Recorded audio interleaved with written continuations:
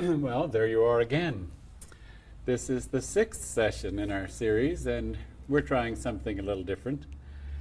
We felt like we got instruction to just take a short break after our last session and come right back and continue, because that last session seemed to go in about 30 seconds. When one of our crew went over with that card to hold up 10 seconds, I knew that their clock was wrong, that certainly we hadn't gone through an hour that quickly.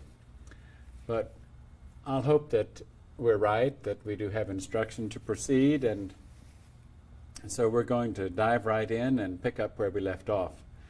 In the few minutes that we did break, a couple of things occurred to me as I thought back on what we discussed toward the end of that session, and I want to dive back into a couple of aspects of our last discussion. One is this, we talked about how the door has to be open only a brief time. And I didn't quite finish the point that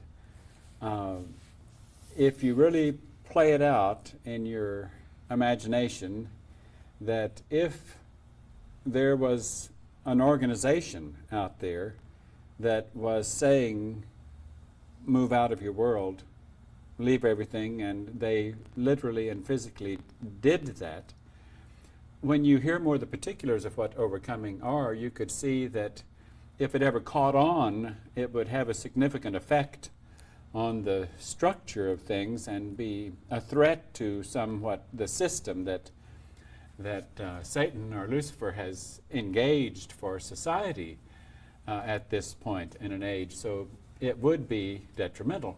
Therefore, you can see, since that is the case, even though you might not understand it yet, but you will as we go on, since that is the case, that once, let's say, like the churches that began in the New Testament, particularly Pauline letters, that as those churches continued to stay in the same town and to teach the truth, the truth had to begin to be watered down in order for them to survive.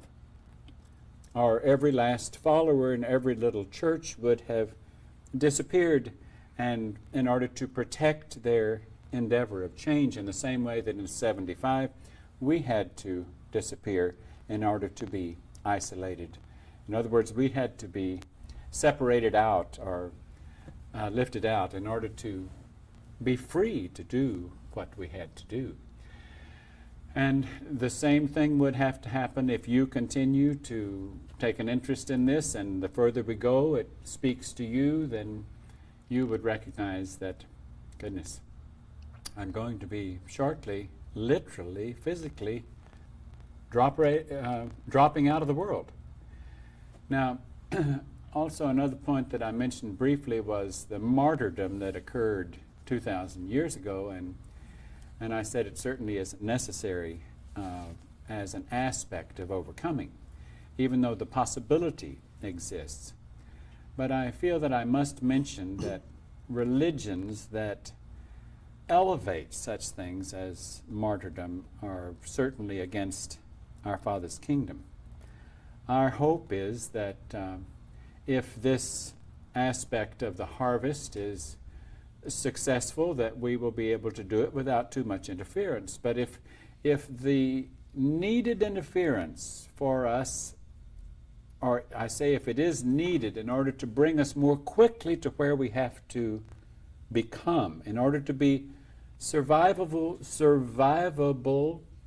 in the kingdom of heaven, then that's the whole issue that counts. Nothing can happen to us, even though from a human point of view, certainly things can happen to us. They could hurt us, they could throw us in jail, they could kill someone. I mean, if it got that violent. Now, hopefully the culture we live in here at the end of the age is a little bit more civilized than that, and will put to test, I'm sure, the freedom of speech and the freedom of religion and the freedom to worship God as you choose, and it will be put to the test again, even no matter how short the door is open, and we're quite aware that that test will be out there again. All right, now on to the question that June asked as we closed out that last hour. Is overcoming a moral issue, or is it a behavioral difference? We talked about how it's not particularly a moral issue, even though some things might be more right than other things because they're less harmful. And in a sense, anything that is behavior not becoming our Father's household, then in a sense it's immoral. It's wrong. But in another sense, it's simply not an acceptable way of life. The lifestyle in the kingdom of heaven has no place for it. It does not exist. Therefore, if it does not exist, then it needs to be fluffed off, or it needs to be overcome. It needs to be risen above. We talked only briefly about consuming, and I'm sure we'll get into that more in our questions. But to look at it once again, overcoming is more, let's say in the kingdom of heaven, for example, since babies do not come in through woman's womb because the members in our Father's kingdom are neither male nor female, and they seem to all be about the same age, then to still have a mindset at reproductive activity or sexuality certainly, or even connecting with the family in that way, that is inappropriate behavior. Therefore, in that sense, it's wrong if you are a potential student, if you are in a position of your growth, if you have come to overcome the world, which I feel that if you're still with us in a positive way, you more than likely have come. And you're probably standing outside that vehicle right now having a hard time with this because everything seemed to be going pretty well until I heard this. Now I can't sleep at night. I'm being shattered. And you're probably more indulgent in everything than you ever were before because you just don't know what's going on. And if that's the case, I'm afraid the earmarks might be there, that you might be marked, so to speak, by our Father's kingdom to be a possible recipient of this. But just because our Father's kingdom gives you that gift doesn't ensure it. You still have to pursue it. You have to exert the labor. You have to survive it. You have to develop the muscle. You have to be the one who makes the choice to continue asking and to move forward step by step. And nearly every lesson in the lesson plan comes with a difficult hurdle to make. A moment of unpleasantness, at least a moment. Nearly every lesson. Not all, but many do. Okay, who's next? Sawyer. Well, did you want, in discussing the particulars of overcoming, did you want to start with separateness? Yes, I'd like to go back to separateness. You know, we talked in a previous session about how death is synonymous with misinformation. Truth is life. If you really went to the root meaning of the Hebrew word of death, it would be separation from God. The actual realistic definition of the term as it was intended when the language was created by our Father's kingdom and as members of our Father's kingdom related to those human beings who used the Hebrew language, it meant death meant separation. And separation is, of course, synonymous with overcoming the world. I separate from the world. What we're trying to overcome is separation from our Father's kingdom. We have been separate. Don't forget, what is it that's coming to life here? It's the soul. Where did the soul come from? Planet Earth? No. The soul was created by our Heavenly Father, created by the kingdom of God.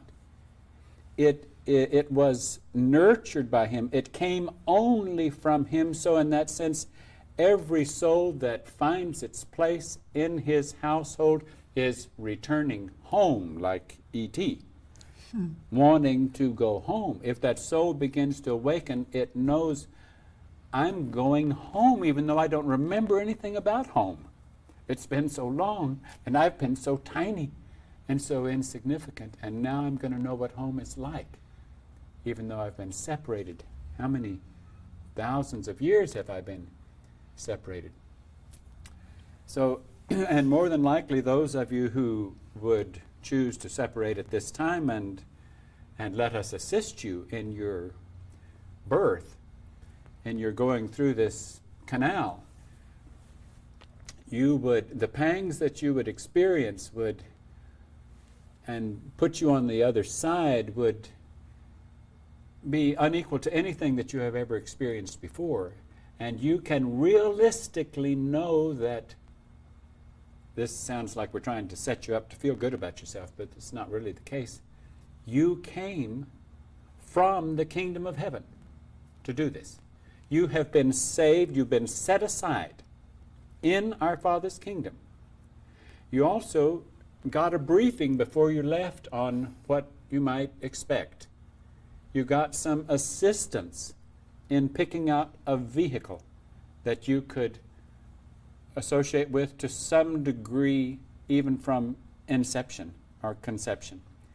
And then now that vehicle you have to take over, dominate it. The soul has to come to life. The flesh has to become, in a sense, dead, no voice, just a living mechanism that will permit you to do what you want to do within the bounds of a lesson ground. So, separation from our Father is the number one, top of the list type thing of overcoming. We're trying to destroy separation. We're trying to get back to our Creator, get back to our only real Father.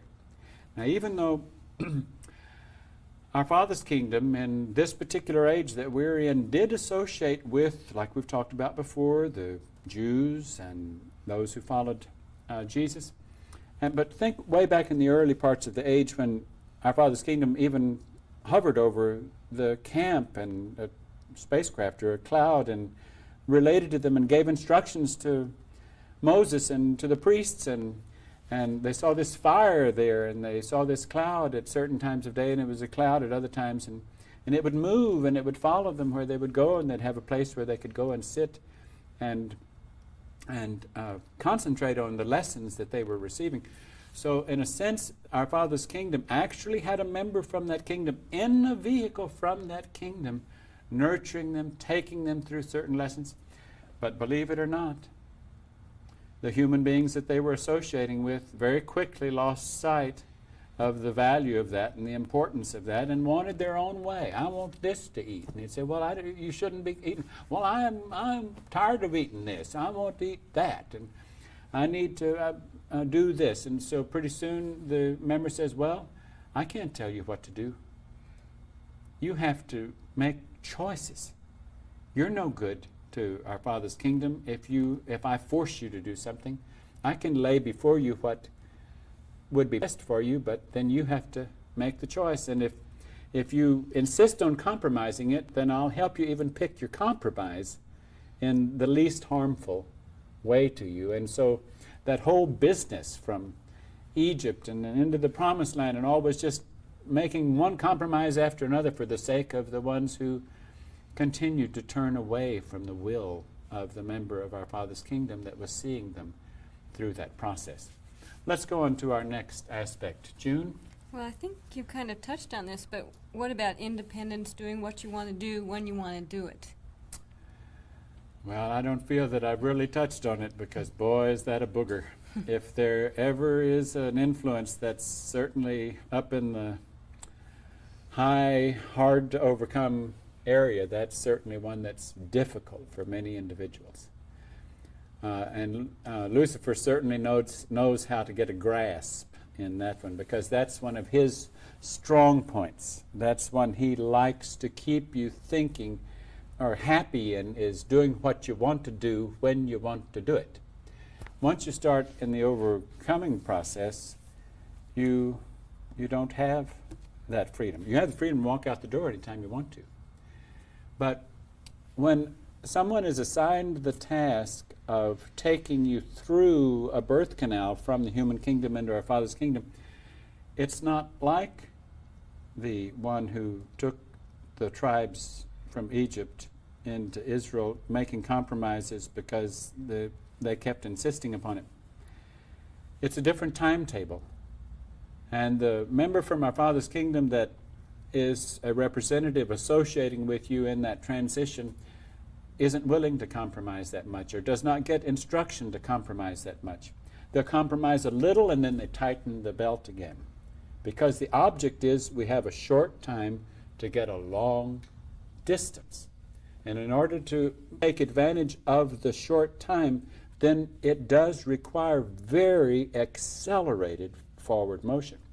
And that accelerated forward motion does not leave the door open. I can remember that in that Wyoming campground that I referred to, after those 9 months of running around holding meetings, then all of a sudden T and I had to start saying, now, we can't get anywhere. We can't have our little meetings. We can't have our sessions if we're just so disorganized that this bunch is running off to the laundromat at this hour, and that bunch is running off to the grocery store at that hour, and this one is doing that. And so we had to, for sake of getting somewhere and having some instruction and making a laboratory classroom out of it and changing our vernacular and changing our habits and changing our ways, we had to have a structure. And that structure then immediately became an infringement on doing what I want to do when I want to do it. And so the individual that was still dealing a lot with, I need that pizza. We haven't had pizza for 2 weeks, or we haven't had pizza for 3 months. And we haven't been to the picture show, or when we do go to the picture show, it's not the one I really wanted to see, or I really feel like I need so much of this to consume, or so much of that, and I don't like okra or whatever it is that I found on the menu yesterday. Well, we talked a few minutes ago about, to a large degree, the path of overcoming is one of liberating you from structure. And in a sense, at this point, you could kind of compare overcoming this world to a preparation program for God's astronaut program. It's like if we're going to go to a place where you can't just run off when you want to run off and have what you want to have and do what you want to do, then you have to know that you have control, that you don't need to have your pizza when you want it. You don't need to cat around for a couple hours at night and run your car up and down Main Street. You don't need to do this or that. That you have grown up to the point that what your only concern is being a crew member, being a part of a crew. And whatever the crew is assigned to and whatever the crew wants to do, insignificant or significant, you are crew-minded. You are crew-minded. Instructions are given to the crew, and you as a crew member are crew-minded. So one of the major difficulties that happens is this difficulty of getting rid of what I want to do when I want to do it. Don't forget, it isn't really what you want to do when you want to do it. This brings up an interesting point. In a sense, even though we're the little guy who has the control of the option button, and because of our free will as to what we listen to and what we don't listen to, in a sense we're mediums. We're all mediums. I don't like mediums in the sense of the spiritualist church or the New Age mediums, but I'm not condemning them. They're at levels of pursuit of trying to improve their knowledge. But in a sense, we are mediums. But what's funny is that when we're in the world, since there are so many discarnates out there, so many individuals outside of bodies, that they use our body to do what they want to do. Now, a lot of times you've seen illustrations of that, and a person that psychologists or psychiatrists will write a book about or show a television show about, of multiple personalities, and even to the degree that if this vehicle permits it, and if the soul that is supposed to be more strongly identifying with that vehicle permits it, those individuals who are in the discarnate condition will even come in and identify their name. And they'll be, wow, all these multiple personalities. When Jesus said, when your eye is single, you're full of light. And that means when there's only one soul in there, there's only one pillowcase, it's only you. So it wasn't really you who liked to run and do when you wanted to do it.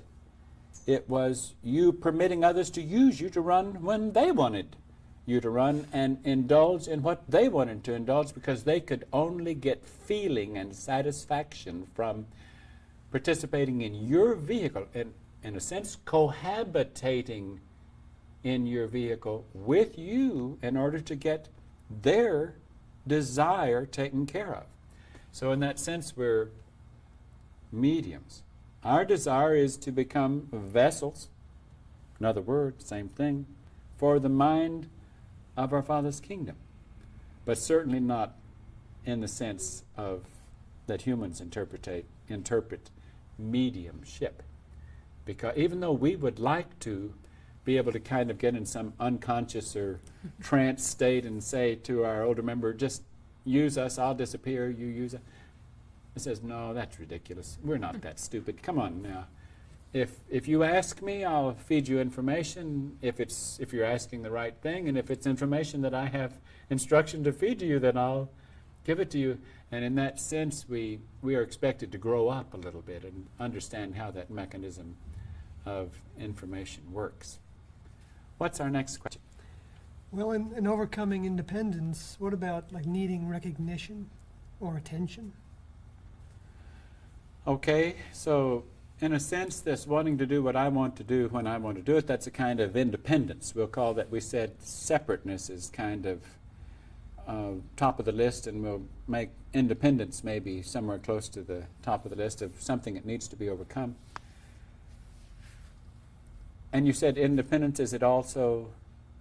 Like needing recognition or your ego? Or Ego, that's good. Independence, ego. I'll say that, believe it or not, even that for the most part is not you, but it's someone from the other side wanting to, who has not overcome, wanting to, or it could be you because you're still listening to that. A lot of times we listen to the influences that we're still into. So we can't really blame the influence, because anytime we listen to influence, then we obviously haven't overcome it ourselves, or we wouldn't be listening to the influence, have we? Mm-hmm. So independence or ego, if I need attention, if I need recognition, if I want to amount to something, then these are the qualities even that were taken from the human kingdom even into our Father's kingdom long time ago by someone called Lucifer. He still couldn't get his eye off of himself, wanting to be somebody, being impatient with his assigned task, his being a member of the crew, his having to wait for instruction to come down, and he wanted to be somebody. He wanted to develop. He wanted to, and then that meant that he didn't trust in the one who was taking him through development. A lot of overcoming is a matter of patience, a matter of waiting. I mean, we spend a lot of time waiting, learning to overcome being disturbed by waiting or threatened by waiting. But independence is certainly synonymous with separateness. It's certainly synonymous with ego, selfishness, wanting attention, wanting to have identity, wanting to have its own flock, wanting to have its own corporation. So, yes, if that's something you've had to deal with that you have not overcome, and most have to deal with it to a degree when they're in the human kingdom, then this is another on our list of helping you understand some of what you're up against if you still need that recognition, or if you still need that independence, that separateness. What's next on our list? Well, what about rebelliousness? I'm afraid I would pretty much treat rebelliousness as just a side symptom of independence. Rebelliousness is just a next step of independence. It says, I wanted to do it and you didn't let me do it, so I'm going to rebel. And unfortunately, then you find yourself on the threshold of saying, I can't force you to do it. This isn't the name of the game of forcing someone to do it. I can't make you do it. You have to make me help you. The initiation has to come on the part of the seeker. Repeatedly. If the thirst is weak, are we in trouble. If the desire to change is weak, are we in trouble, because the teachers don't get anywhere when they see us going slow and they try to impose it on us. It just doesn't move. The movement forward occurs in direct proportion to the thirst of the individual.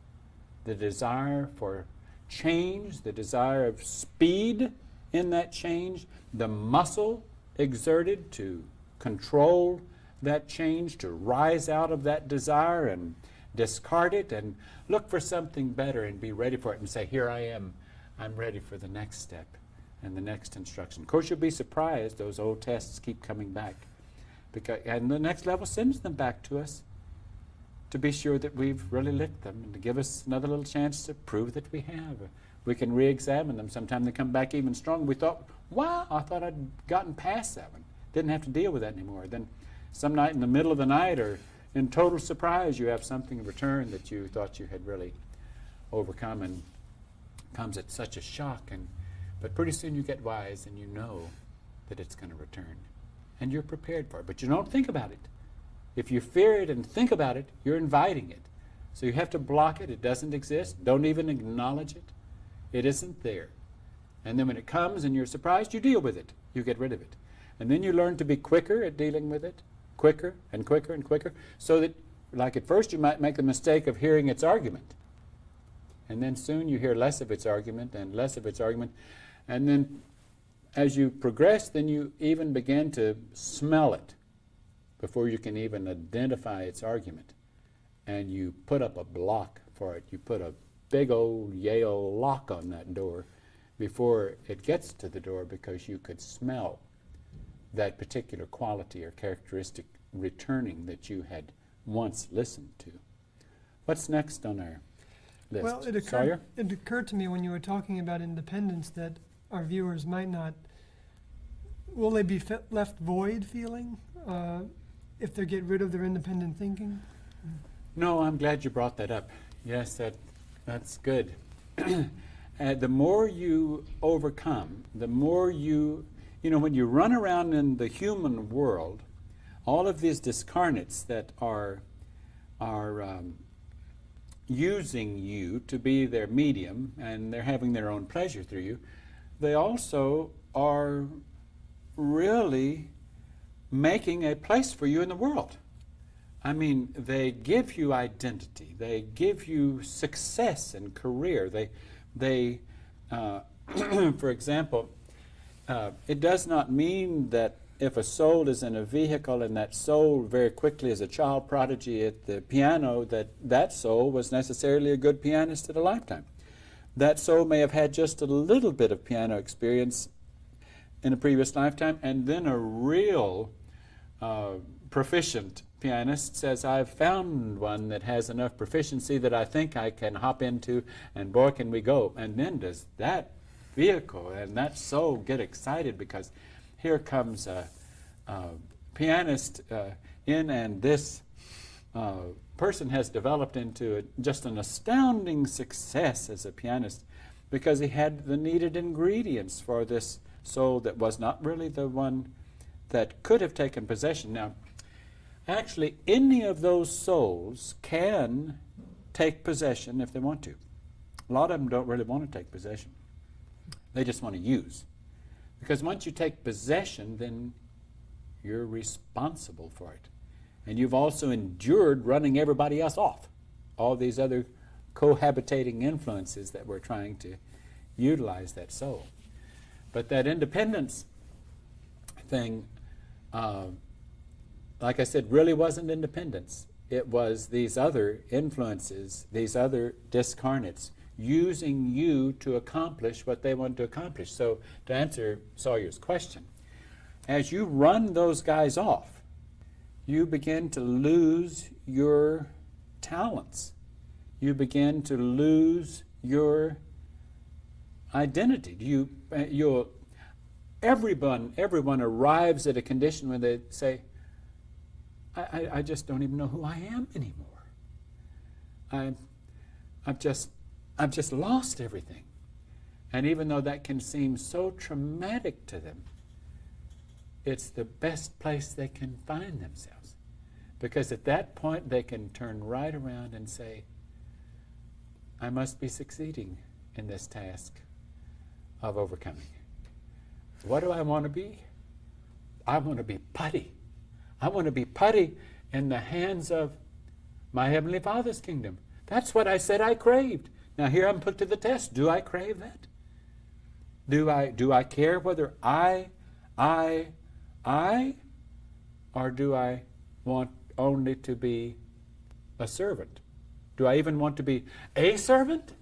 Or do I just want to be any servant? Do I want to be available? Am I satisfied with being available and not interrupting, not causing problems, but being someone who can contribute? Maybe if all I can contribute is to mix the batter for the cake, then can I do it without causing problems with the other crew members? Can I do it in a right relationship with them? Or do I want to shine somehow? Have I still got that much that still needs that? Excuse me. This is all a part of going through that womb. As a soul in the human kingdom goes through a womb in order to re-enter, it does the same thing. It loses its identity. It loses the consciousness of who it was. Now, all this effort that's been made by metaphysicians and certain New Age groups to have life readings to try to help people identify with their past, I'm afraid it does more harm than it does good. It doesn't do any harm to know that you've more than likely had a past, and it might have been a lengthy one, but if I connect you with that past and try to bring it into realism, I can also turn on old buttons that you worked hard to turn off. I can remind you of your alcoholism, or I can bring it back into place, or I can remind you whatever it was that you worked so hard to overcome. And knowing that past is of no significance, there's only one past that is of significance to you, and that is your past relationship with your Heavenly Father and His relationship with this kingdom, His relationship with His representatives, your relationship with His representatives, His kingdom, and anyone else that was associated with His kingdom that you have come. That's the only past that is of any significance to you. I don't believe that T and I believe we can safely say that we cannot remember, nor do I expect that we will remember when we're back in the activity of our Father's kingdom, that we will see a posting of a piano concert anywhere. Or that we'll see a posting of NFL football game, or of the Presbyterians or of any other profession that I could think of that exists in this kingdom level and does not exist in that one. Now those, I'm not condemning those things. They were lesson grounds. They were stepping stones. They were places to get into, learn from, and get out of. And to rise above, to see through, to get new values and see that they weren't as valuable as you thought they were. A real irony here is that from our Father's point of view, the most intelligent, or what humans would call the most intelligent people, and the most schooled people, and the most really scholarly people, are most usually, from our Father's point of view, the most ignorant. Frequently, the person who has no schooling at all, who might at this moment be a street person, or a wino, or live in the sticks in the Appalachian Mountains, but sit out on that little mountain and talk to their God all the time and wonder why it is that they feel guilty about some of the conduct that goes on in their life and in their household. And sometimes the most simple people that deal with the most simple problems get closer. And they usually are simple people dealing with simple problems also because of their relationship with their Father. I mean, don't forget, growth pattern is when I ask, He usually presents me with something that I could see as a problem, or I can see as a positive, and move forward from that. What's next on our overcoming list? Well, if you think we've covered independence for the moment, should we move on to overcoming sensuality?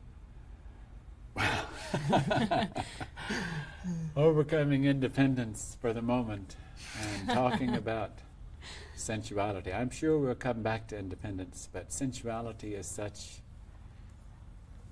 a big, big picture, and it is so separate from our Father's kingdom. It is so inappropriate for our Father's kingdom because, as we have discussed, not only the reproductive system is not existent in our Father's kingdom.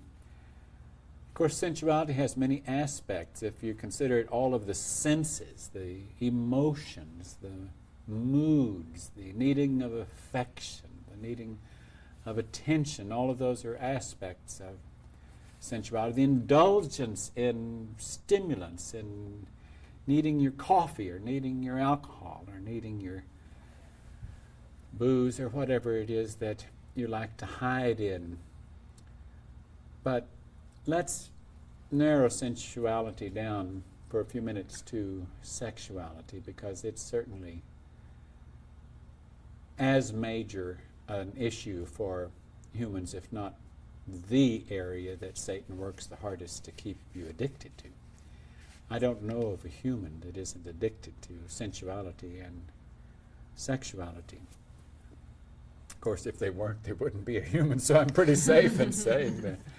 But now, I must in all fairness say that I'll question what I just said, because there might be certainly some monks and nuns and hermits and ones who, even in all kinds of different religions, who keep that intact. I have to talk about something here for a moment that's, I feel, is abominable to the kingdom of heaven. You know, I've even read of groups that are pretty esoteric, pretty hidden, like certain Essene groups and certain monastic orders and certain isolated religions that would even go so far as to stimulate their sexuality, as if by stimulating their sexuality it somehow or other sent that energy force, that kundalini, that into the brain, and caused capacity for enlightenment to offer itself in development. That's a counterfeit of the truth. It is true that as you restrict yourself and you separate from sensuality and sexuality. And as you close that door totally, and those hormones stop acting in your vehicle, and even when they act, you don't hear them, and you don't give in to them in the least, it is true that then you move into a greater capacity for higher knowledge and higher understanding and more muscle and more strength to deal with things other than sensuality and sexuality. But the counterfeit of that is to, in some sort of ridiculous way, stimulate sensuality or sexuality for some kind of spiritual trip that is hideous to our Father's kingdom. That's a perversion of the way control was designed to come. I hate to, but I must address that directly. That is not the truth. Even though certainly T and I investigated it. T and I investigated it seriously. We studied it as we studied everything else during the period of our awakening. But it was made so clear to us that it was not of our Father's kingdom. Now, sensuality, well, I think the next place to begin on this is probably to discuss love. Because Satan has humans confuse love with sexuality. And love in our Father's house has no relationship with sexuality. One illustration that was given to us once to think about was, if you're from my Father's house, you cannot imagine yourself in a position of being in the act of sexuality in full broad daylight, and while in the act look up at your Heavenly Father and say, I know that I am only expressing your love. Now, when you become a candidate for our Father's kingdom, in a sense, our Father then begins to put your eyes focused on His kingdom and says, I'm a jealous God. It's now time for you. For a period of time, you might have thought you loved me more than you loved those other things, but if you're going to get into my house, you have to love only me. You can't love anything else out there. You love only me. I don't have sex, he says. I'm not a sexual creature. I don't even have the plumbing for it. We don't do that kind of thing. Therefore, it's obviously not an expression of love as far as I'm concerned. The physical aspect, for a while in our classroom, after T first left her vehicle, and I was still trying to get out of the shock of it and help the students through the shock of it. For a period of time, if I was gone from them for a period of time and I returned, I would hug them and to try to show my affection for them. And after a while, it began to feel, this is inappropriate. We need to get past this. This is less than right. It may not have done any harm for a period of time, but it's inappropriate. The Band-Aid might have worked, but we don't need the Band-Aid any longer. And that doesn't mean that we don't love each other. We do love each other if our Father desires for us to love each other, and to the degree that is right from His eyes for us to love each other. But we don't love each other certainly in any physical nature where we need to touch, or we need to hold hands, or we need to hug, or we need to kiss. We don't need those things. And it's safer to avoid them during this certainly more advanced position of overcoming, because we might innocently re-trigger something if they were permitted to engage in touching or hugging or even kissing on the cheek, that it would re-engage something that worked very hard to overcome. So we certainly don't want to re-engage an old addiction. And withdrawing from the drug of sexuality and sensuality is as difficult a withdrawal, if not more difficult than any other withdrawal. It's tough. And Satan keeps sending it back again and again and again to test you, because those hormones keep being stimulated even by things that you might consume, and by a commercial that you might see on television. This day and time, it's toothpaste to trousers. Everything is done based upon the sexual appeal of something. There's hardly a commercial that you can see that isn't based on sexual appeal. So sensuality has so many aspects to it.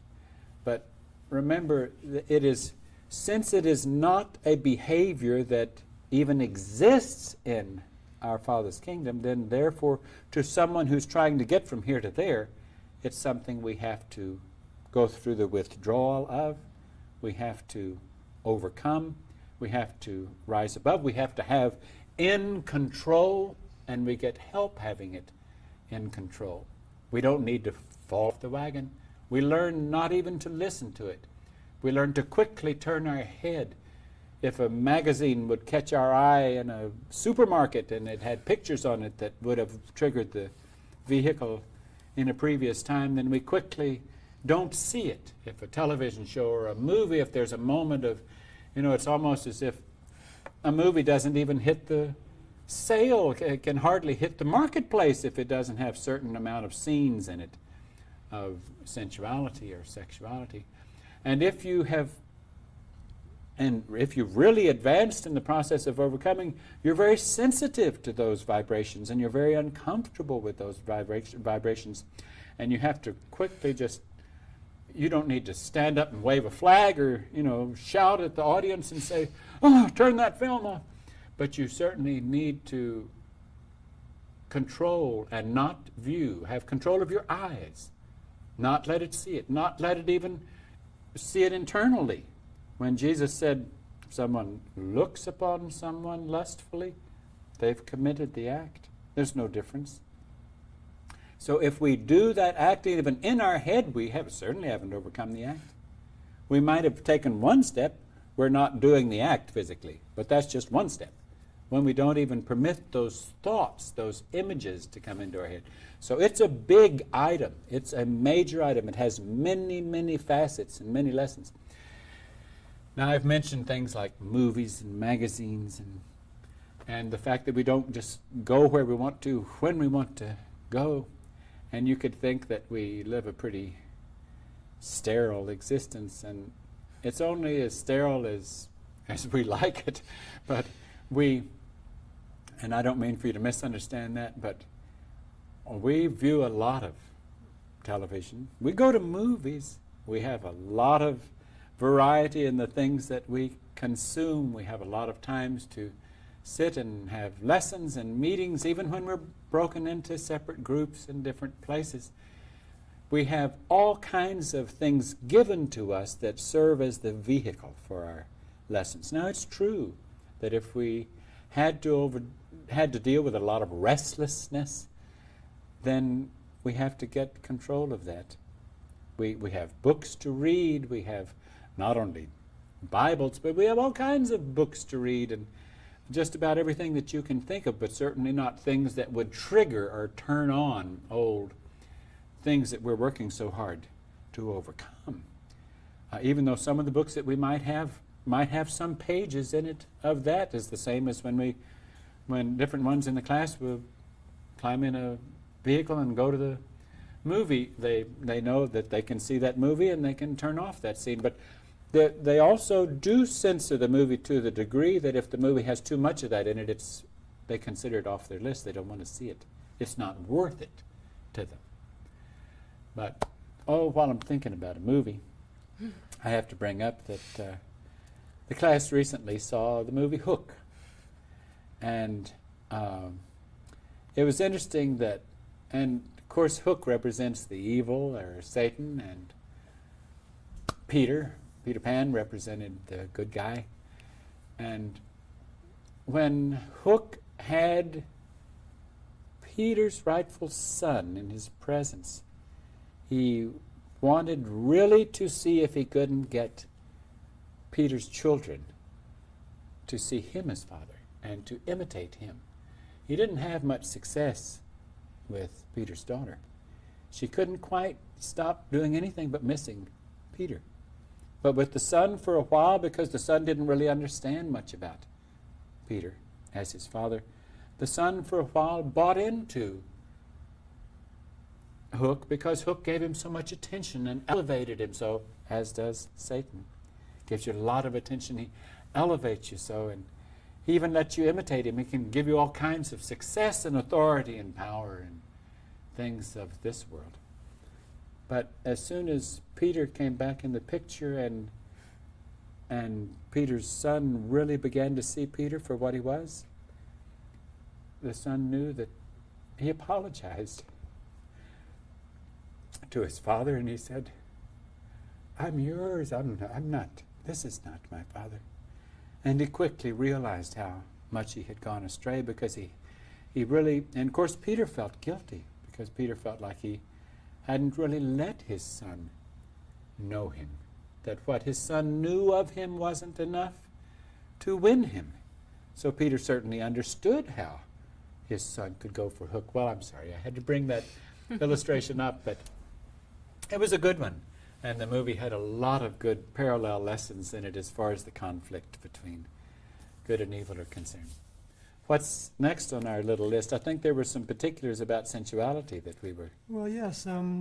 Would you want to say something about costume and jewelry? And Wow, you hit right below the belt, or right on the belt.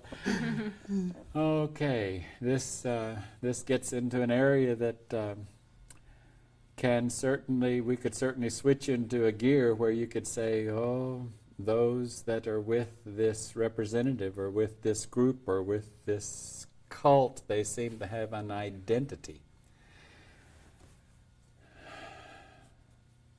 We have a kind of identity that is trying to not have another kind of identity.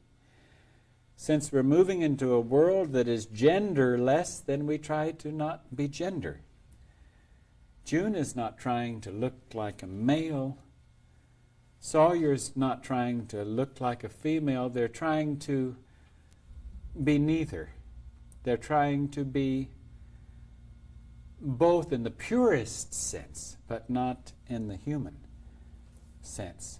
So what do? It's certainly an aspect of female consciousness, or to sustain female consciousness would be to use a certain amount of makeup, tend to the hair, go to the beauty parlor, spend time on the rollers, earrings, jewelry, tight waist, short skirt. I mean, if we try to think of and the male in the same way, tight blue jeans, tight belt, tight shirt, Mr. Macho, cowboy boots and whatever it is. In the same way, both are trying to have no masculine characteristics, no feminine characteristics, but in a sense, still sensitive and soft, but neither male, genderless. So it is true that they cut their hair in the way that's easiest to care for. They also cut their hair so they don't have to go to the human beauty parlor. They can have their own barbershop, right, and wherever they are existing. And so the class members, they cut each other's hair, and some are assigned the task of barbering because they do less butchering process than the others. So even though whenever I'm with them, I question, who did that? Who did so-and-so's hair? It's not tapered very well. And but they do have a haircut that tries to be pretty much neither male nor female, and one that they can handle, and it's easy to care for, and they can wash their hair every day, and it's clean, and it's off their neck, and they don't have to give it any attention. It doesn't attract any attention out there. And as far as the clothing they wear pretty much unisex, or things that certainly aren't tight-fitting, and they wear a loose shirt, and Sometimes the shirt is bought in the store in a department that sells it, both for male and female, and sometimes you'll find the same shirt in the, whether you're going to Marshall's or Ross's or some of the discount stores, where you might find the same shirt in the women's department that you'd find in the men's department. The only thing that's changed is the sizes on them. But they want loose-fitting things that do not accentuate the waist or the hips or any shape of the vehicle. They don't need to color themselves. They don't need to have lipstick or rouge, or though they try to stay clean and neat and well taken care of, and try not to vibrate attracting anyone, but they also don't want to vibrate repelling anyone. They just want to be neutral. They want to be just objective. They try to control that vibration. And so certainly it affects the item of jewelry, makeup, haircuts, clothing. And as hard as they try to kind of be unidentified in that way, whenever they go someplace and then they go back to that place again, like if a partnership goes to a market, and then another partnership goes to that same market, that inevitably if they go to the same checkout counter, they say, well, I saw you here just yesterday. Even though it wasn't the same ones at all, it was someone else in the classroom, but their vibration seems to be so different that whoever it is that's representing that way, we try so hard not to have the clothes look alike, and in spite of our effort, they all seem to look alike in the eyes of others. And so we try to work hard at not doing that, or at least knowing that possibility exists. But you have to examine. You have to say, well, do I need to cling to my femininity? Do I need to cling to my masculinity? Because if you do, you're not really ready to make this transition from the human kingdom into our Father's kingdom, because if you go back and read your scriptures, you'll find that there is no marrying, there is no male nor female. So it is a genderless kingdom. I'm glad we had a chance to get started a little bit in some of these other aspects of overcoming. We've given you a lot to think about. You know, as I think about our previous session, I realize that, as I go over it in my head, I know that we weeded out quite a few who watched that session. And some who watched this session will probably weeded out quite a few more. And you keep wondering, where is it going to end? Will we weed them out so that no one responds? And if that's what happens, if we're doing the will of our Father, then that's all that matters to us.